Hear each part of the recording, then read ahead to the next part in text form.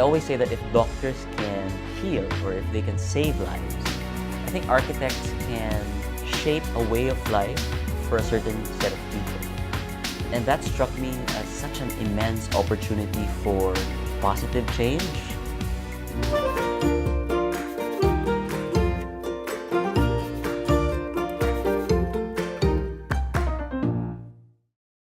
Hi, my name is Jason Buensalido. I'm the Chief Design Ambassador of Buensalido Architects.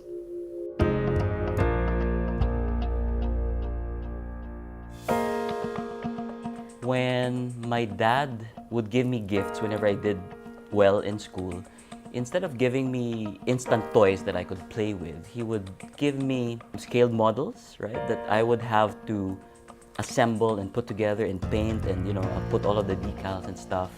And every afternoon, my friends and I would gather in our garden and play sword fighting. So they would come in plastic swords, ready-made equipment.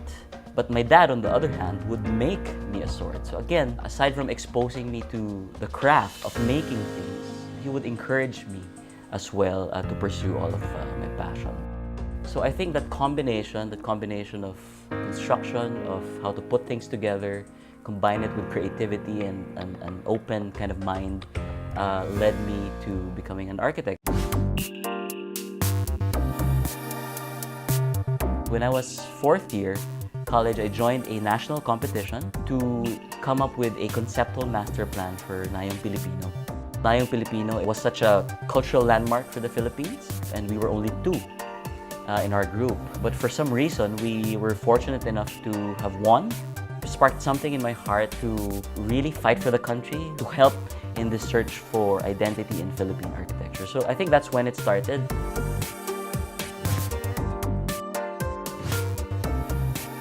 I discovered that, hey, I had a voice, I had something to say, so I kept on joining competitions. We wouldn't win all of them, but there was a streak of awards that we were fortunate enough to have won. After graduating, after college, of course I had to work. We all needed to have a 2-year internship under a firm before we could take the board exam. So I took the board exam finally in 2005, and my only drive was I just wanted to pass. I wasn't aiming for to top or to have a place in the board exam, but for some reason I topped it. Maybe God was trying to tell me something that, hey, this is really for you. So I was really encouraged to pursue architecture.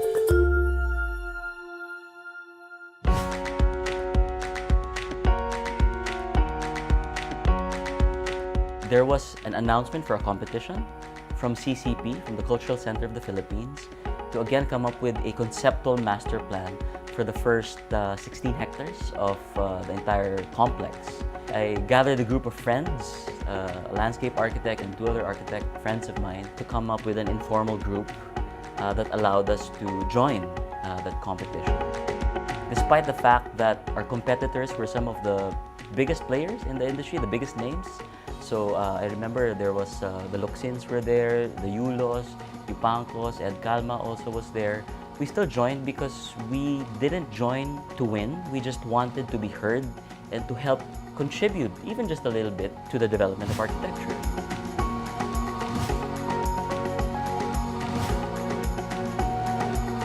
So again, we won. So I think that was the spark plug of the development of the firm. So I founded the firm in 2006, called it Buensalido Architects.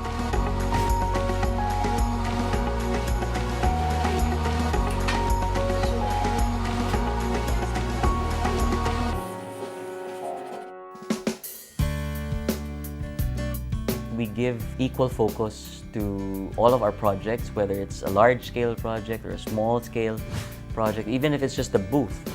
But to name some of the, notable projects, I always like working on private residences because that's where you see people really spend a lot of their time in. This houses is basically the moment you wake up, if the house is not designed according to your lifestyle or if it doesn't encourage positivity, for example, then it makes the rest of your day. And it's just interesting to see how different families have different lifestyles. There's a low-cost housing development that we worked on in Cabuyao, Laguna, wherein each homeowner can personalize the design of their house with a simple strategy of allowing them to select from a pre-selected palette of colors. Every time you go home, you have a festive spirit because it really feels like a fiesta in that particular community. Another interesting project is the new home of Eat Bulaga. The design of the theater is like a cultural theater.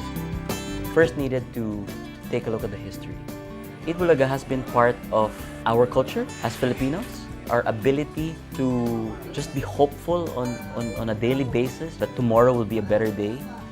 So when we were thinking of how to manifest that feeling in the facade, we even took a look at the time of Shakespeare. They would also create plays, right, that would temporarily transport us to sort of created and imagined worlds. So there's always that red curtain. We therefore created a pleated red curtain on the facade that doesn't just act as a visual feast of celebration, but it also functions as a brisole or a sunscreen that prevents heat from coming in to the south-facing facade. We also designed a warehouse complex called the Terraces at Dao, almost like a Banawi rice terraces, and then apply vibrant colors to it. I remember that when we were starting to build this structure, there was not a lot of viable businesses in the area, but because of this massive development in the area, it spark-plugged micro businesses to radiate from that complex that we developed. So architecture to me doesn't stop in the building, but its effect on society, on the micro community. It's sort of a balance between identity, goal-making, as well as function. That's what architecture is all about.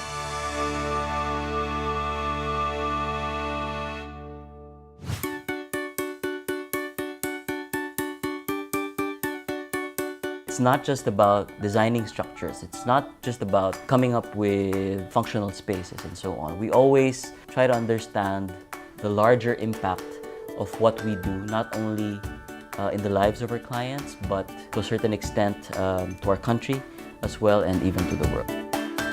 If in the process of creation, it feeds your soul, then why stop?